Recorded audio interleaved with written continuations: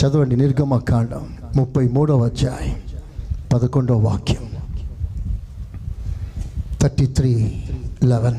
మనుష్యుడు తన స్నేహితునితో మాట్లాడినట్లు యెహోవా మోషేతో ముఖాముఖిగా మాట్లాడుచుండెను. తరువాత అతడు పాలెములోనికి తిరిగి వచ్చుచుండెను. అతని పరిచారకుడును నూను కుమారుడైన యెహోషువయు అను యవనస్తుడు గుడారములో నుండి వెలుపలికి రాలేదు. దేవుని మందిరాన్ని వదిలి బయటికి రాలేదు. అతడు దేవుని మందిరములో నాటబడ్డాడు. చవలు కొట్టండి.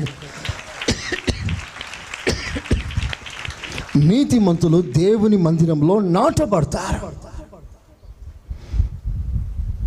ఇప్పుడు నా మాట మందిరం అనగా అక్షరానుసారమైన ఇక్కడ ఉన్న ఈ చర్చను గురించి మాట్లాడట్లేదు. మందిరం అనగా నీవే ఆ దేవుని మందిరం. అందరూ ఆమేనండి. నువ్వు ఎక్కడ నిలబడ్డా నువ్వు మందిరంలో ఉన్నట్టే. మోషే అరణ్యంలో వెళ్తూ నీ సన్నిధి నాకు కావాలి అంటాడు. ఇది ఎడారి అయ్యా, ఇక్కడ గుడారం లేదయ్యా, గుడారం ప్యాక్ అయిపోయింది. నువ్వు ఎడారిలో అరణ్యంలో నీ సన్నిధి అంటావేంటి? ఆయన అంటాడు, అది ఎడారి అయినా, అది ఏకాంతమైనా, అది అరణ్యమైనా నీ సన్నిధి ఎల్లప్పుడూ నాకు కావాలి. అందరూ ఆమేనండి గట్టిగా.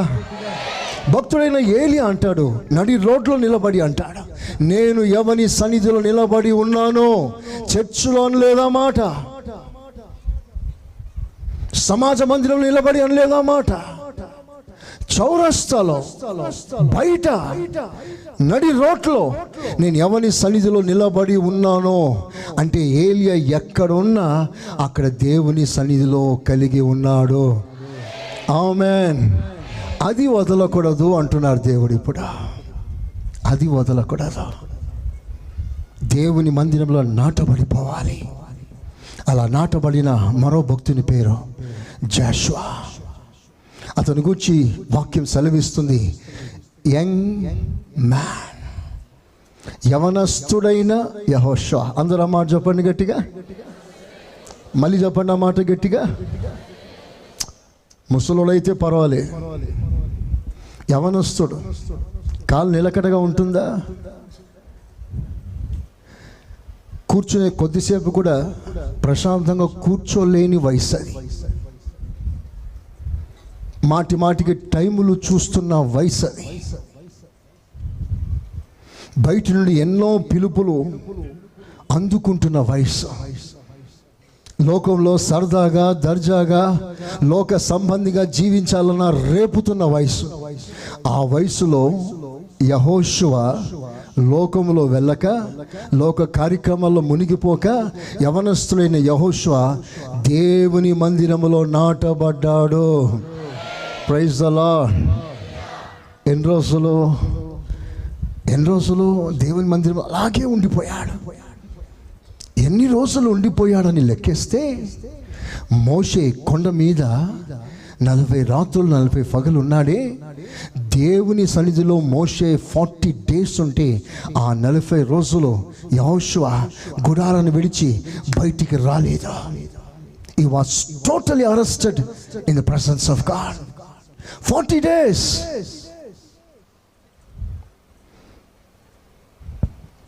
ఒకవేళ మీరు అనుకుంటారేమో, మేము 3 గంటలు ఉండడమే కష్టం కదా, 4 గంటలు అయితే ఇబ్బంది కదా, 40 రోజులు ఏకదాటిగా దేవుని సన్నిధిని వదిలిపెట్టక బయటికి రాక ఎలా ఉండగలిగాడు?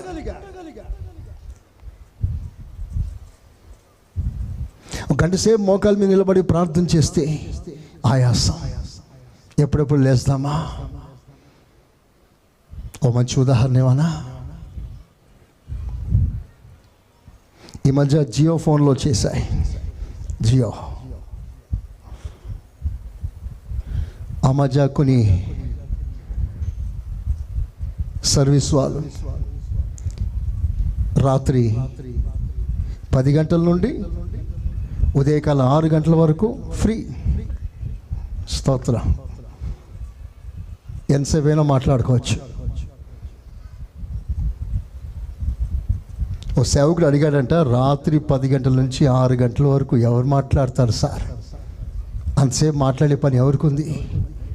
సర్వే చేస్తే ఆ రాత్రి 10 గంటల నుండి ఉదయకాలం 6 గంటల వరకు ప్రపంచంలో, దేశంలో ప్రేమికులు ఎవరు నిద్రపోవట్లే. స్తోత్రం. వీళ్ళకి నిద్ర పట్టట్లే. కళ్ళు మూసినా నువ్వే, కళ్ళు తెరిసినా నువ్వే. ఏం కవిత్వాలో. ఇక నిద్ర పట్టక ఫోన్ తీసుకొని మాట్లాడుతూ రాత్రంతా గడిపేస్తున్నారు. పాఠం ఏంటో తెలుసా?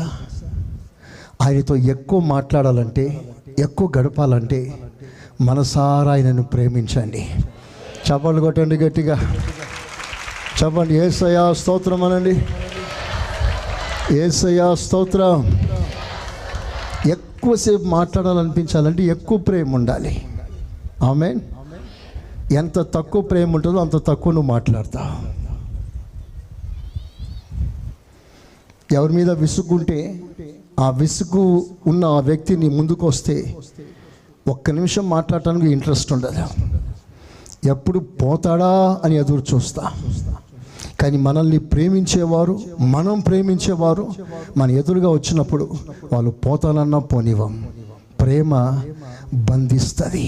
స్తోత్రం చెప్పండి, చెప్పండి గట్టిగా. అంటే యేసయ్య మీద ఉన్న ప్రేమ ఆయన సన్నిధిలో మనల్ని బంధిస్తుంది. ఆమేన్. కనుక దేవుని సన్నిధిలో ఎక్కువ గడపాలంటే ఒకటే ప్రాముఖ్యమైన విషయం, నీ మనసు అంతటితో, నీ హృదయం అంతటితో ఆయన అధికంగా నువ్వు ప్రేమించాలి. ఆ ప్రేమే ఆయన సన్నిధిలో నిలబెడతాది. యెహోషువ అంతసేపు ఎలాగున్నాడయ్యా ఆయన సన్నిధిలో అంటే, యెహోషువకి దైవజనుని మీద ఉన్న గౌరవం, దైవజనుని మీద ఉన్న ప్రేమ, దైవజనుని దర్శనమే తన దర్శనంగా భావించాడు. మా పాస్టర్ గారు పైన దేవుని సన్నిధిలో ఉన్నాడు. అక్కడ దేవుడు చక్కగా మాట్లాడాలి, అక్కడ దేవుడు వాడుకోవాలి, అక్కడ అనేక విషయాలు బయలుపరచాలి అని మోషే దేవుని సన్నిధిలో ఉన్నంతసేపు యెహోషువ మోషే కొరకు గుడారంలో నిలిచిపోయాడు. స్తోత్రం చెప్తారా గట్టిగా? నిజంగా సంఘంలో అలాంటి వారు కొందరున్నా, నేను ప్రపంచంలో ఏ ప్రాంతంలో అడుగుపెట్టినా మీ ప్రార్థన ద్వారా నేను అక్కడ బలంగా వాడబడతాను. స్తోత్రం, హల్లెలూయా. మొన్నటి రోజున చాలా బలహీనంగా ఉన్నాను. ఇక్కడ నిలబడి మాట్లాడడం స్టార్ట్ చేస్తే 2 గంటలు ఈజీగా మాట్లాడేసా. ఈరోజు నా కోరిక ఏంటో తెలుసా? మీరందరూ నా కొరకు చేతులు పైకెత్తగలిగితే, ఇప్పుడు కాదు, ప్రార్థనలో నన్ను ప్రార్థనలో ఎత్తి పట్టగలిగితే, నేను వెళ్ళే ప్రతి చోట దేవుని మహిమ ప్రజలు చూడాలి. సంఘాలను అంతటా నేను స్థిరపరచాలి, సేవకులను స్థిరపరచాలి. నేను వెళ్ళే ప్రతి చోట ప్రజలకు నేను దీవెనకరంగా మారాలి.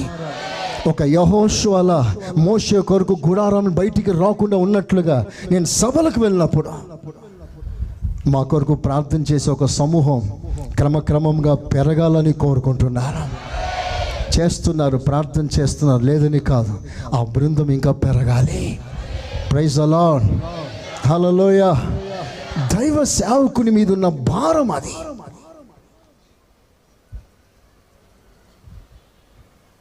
అన్నిటికంటే ముఖ్యంగా ఒక మంచి మాట యెహోషువను గురించి రాస్తుంటుంది, నిర్గమకాండం. ఆ మాట కూడా ఒకసారి చూడండి.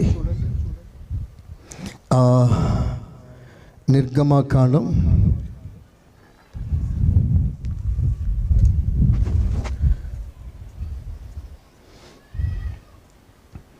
ముందు యెహోషువ చదువుదామా? యెహోషువ 11వ అధ్యాయం 15వ వాక్యం. యెహోవా తన సేవకుడైన మోషేకు ఆజ్ఞాపించినట్లు మోషే యెహోవాకు ఆజ్ఞాపించెను. మోషే యెహోషువకు ఆజ్ఞాపించాడు. యెహోషువ అలాగే చేసెను. యెహోషువ అలాగే చేసెను. అందరూ చేతులెత్తి స్తోత్రం చెప్పండి గట్టిగా. చూడండి, యెహోషువ యొక్క అద్భుతమైన క్యారెక్టర్. ఒక వ్యక్తి దేవుని సన్నిధిలో ఎప్పుడు నాటబడతాడు? ఒక నీతిమంతుని క్వాలిటీస్ ఏమిటి? నీవైనా నేనైనా ప్రభు సన్నిధిలో నాటబడాలంటే మరో క్యారెక్టర్, మరో స్వభావం ఏమిటంటే, దేవుడు మోషేతో చెప్పిన పనులన్నీ కూడా మోషే యెహోషువకు అప్పగిస్తాడట. అప్పుడు యెహోషువ మోషే ఇచ్చిన ప్రతి పని తూచా తప్పకుండా, ఒక్కటి మిగిలిపోకుండా అన్నీ నెరవేరుస్తాడు. చవలు కొట్టండి గట్టిగా. ఆ మాట కూడా చదవండి ఒకసారి, కంటిన్యూ చేయండి, ఫుల్ చేయండి. యెహోవా మోషేకు ఆజ్ఞాపించిన వాటన్నిటిలో ఒకటయు అతడు చేయక విడవలేదు. ఒక్కటి కూడా చేయకుండా మానలేదు. దేవుడు మోషేతో మాట్లాడితే నాకేంటి అనలే, దేవుడు నాతో మాట్లాడితే నేను చేస్తానులే అనలే.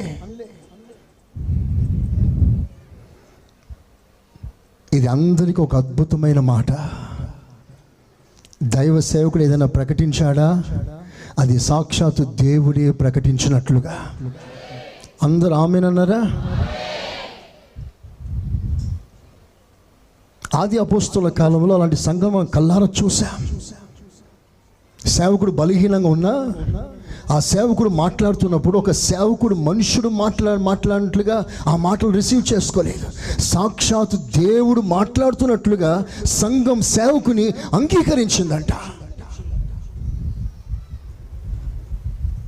నేను ఎప్పుడు చెప్పే మాట, మా దర్శనం మీ దర్శనంగా మారాలి. అందరూ చేతులెత్తి ఆమేనండి. మా దర్శనం మాకు మేమే కలిగించుకునేది కాదు, దేవుడు మాకిచ్చిన దర్శనం. ఆ భారం ఇవన్నీ మీరు కూడా కలిగి ఉండాలని ప్రభు పేరట మనవి చేస్తున్నాను. హల్లెలూయా, హల్లెలూయా. యెహోషువ మోషే చెప్పిన ప్రతి మాట తూచా తప్పకుండా చేస్తాడు. మ్యాన్ ఆఫ్ ఒబీడియన్స్, విధేయత గలవాడు, పర్ఫెక్ట్ ఒబీడియన్స్. ఒక్కటి కూడా నిర్లక్ష్యం చేయడం. అన్ని చేశానుగా, ఇది ఒకటి చేయకపోతే ఏంటిలే అనుకోవడం. ప్రతి పని అలాంటి వారు దేవుని సన్నిధిలో నాటబడతారు. ఆమేన్. అలాంటి వారే శోధన కాలమున ప్రభు కొరకు నిలువగలరు. లింక్ చూడండి, అక్కడ లింక్. దైవ సేవకుని మాట దేవుని మాటగా అంగీకరించాలి.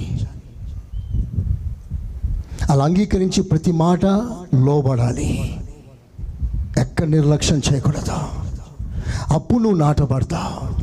అప్పుడు కష్టకాలమున నిన్ను పెళ్ళగించే ప్రభావం, దుష్ట ప్రభావం ఏది కూడా నీకు వ్యతిరేకంగా లేవటానికి వీలు లేదు. నువ్వు ప్రభులో స్థిరంగా ఉంటావు. ఆమేన్. యెహోషువలో దేవుడు ఒక అద్భుతమైన విషయాన్ని గుర్తించాడు. దేవుడే సాక్ష్యం ఇస్తాడు. నిర్గమకాండం 17వ అధ్యాయం 14వ వాక్యం. 17:14.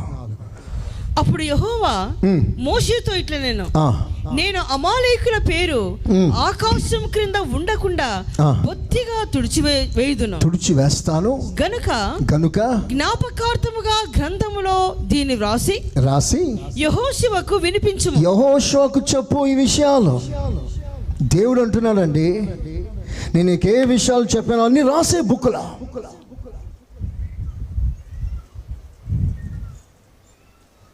రాసిన తర్వాత ఫస్ట్ యెహోషువతో పంచుకోండి. నీతో ఏంతో మాట్లాడానో, ఏ విషయాలు నీతో నేను పంచుకున్నానో అవన్నీ యెహోషువతో పంచుకో. దేవుడే యెహోషువ నిలబెట్టి, యెహోషువ పేరుని దేవుడే గుర్తు చేస్తున్నాడు. అంటే దేవుని మైండ్లో, మనసులో యెహోషువ ఏ స్థానం సంపాదించాడో తెలుసా? ఇతడు యెహోషువ ఏ పని అప్పగించినా ఆ పని నమ్మకంగా చేస్తాడు. చెప్పండి ఆమేనని. చెప్పకే చెప్తున్నాడు, ఇతడు నమ్మదగిన వాడు, ట్రస్ట్వర్ది మ్యాన్ ఆఫ్ ఫెయిత్ఫుల్. జాషువా ఎవరు? దేవుని సన్నిధిలో నాటబడిన వాడు. ఎలా నాటబడ్డాడు? దేవుని అధికంగా ప్రేమించాడు. దైవ సేవకుల్ని ప్రేమిస్తాడు. చెప్పిన మాటలన్నీ వింటాడు. ప్రతి మాటకి నమ్మకంగా ఉంటాడు. అందరూ ఆమేనని గట్టిగా చెప్పండి, గట్టిగా. దేవుడే నమ్మాడండి యెహోషువని. దేవుడే నమ్మాడు. ఆయన చెప్తే చాలే, ఆయన చేసుకుంటాడులే. పౌలు అంటాడు, దేవుడు నన్ను నమ్మి ఈ సేవనిచ్చాడు. మనం దేవుని నమ్మడం గొప్ప విషయం కాదు, దేవుడు మనల్ని నమ్మాలి. అందరూ ఆమేనన్నారా? మనం అందరం దేవుని నమ్ముతాం. దేవుడు చేస్తాడు, తప్పకుండా చేస్తాడు. ప్రభుకో పని ఇచ్చాను, చేస్తాడు. ప్రభుకో మాట చెప్పాను, చేస్తాడు. పలానా కార్యం కావాలని అడిగాను, చేస్తాడు. ఆయన చేస్తాడు అని ఆయన నమ్మావు. కానీ ఆయన నీకేమైనా పని చెప్తే నువ్వు చేస్తావా? ప్రభు నిన్ను నమ్మగలుగుతున్నాడా? ఆయన నమ్మకాన్ని వమ్ము చేసి కోట్ల క్రైస్తవుల మధ్యలో నా ప్రభు వెతికేది ఒకటి, నమ్మకస్తులైన వారు ఎవరైనా ఉన్నారా? ఈ గ్లోరియస్ మినిస్ట్రీస్లో కూడా నమ్మకస్తులైన వారు ఎవరైనా ఉన్నారా? ఉంటే నేను వారిని నా సన్నిధిలో నాటే కార్యక్రమాలు చేస్తాను.